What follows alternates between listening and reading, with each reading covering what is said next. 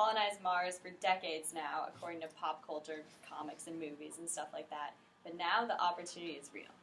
On September 27th, in front of the International Aeronautical Congress, the famous entrepreneur Elon Musk revealed plans to send humans to Mars as soon as 10 years from now, and ultimately to colonize the planet and become an interplanetary species.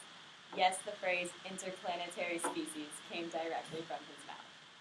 And this matters to you because if this is successful, this may very well be the technological step that defines our entire generation. And who knows, maybe you yourself could be one of the first Mars settlers.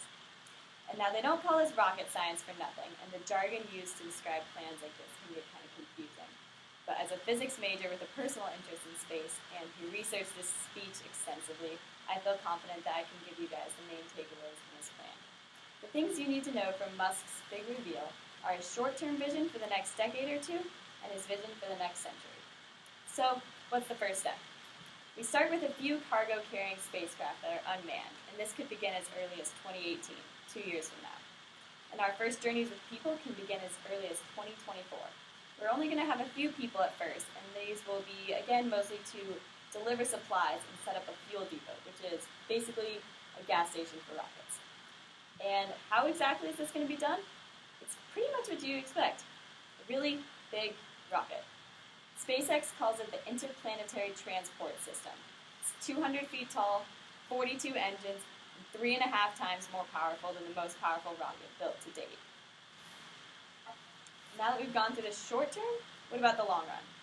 Musk envisions fleets of 1,000 or more spaceships leaving every 2 years from Earth when Earth and Mars are at their closest. And he hopes that we'll be able to establish a colony of as many as 1 million people. This colony will be completely self-sustaining and not dependent on Earth whatsoever. Calculations indicate that this will occur between 40 to 100 years after the first launch. And we're not just limited to Mars either. The interplanetary transport system could theoretically be used to visit other farther parts of the solar system too. Musk is especially interested in Europa, one of Jupiter's moons, because it's thought to have liquid water. Now his presentation was 1.5 hours and mine's only 3 minutes, so I had to omit a lot of interesting details. But hopefully you've learned about Elon Musk's plan for sending humans to Mars and beyond, and what we can potentially expect to see in the next 10 to 20 years, as well as the next century.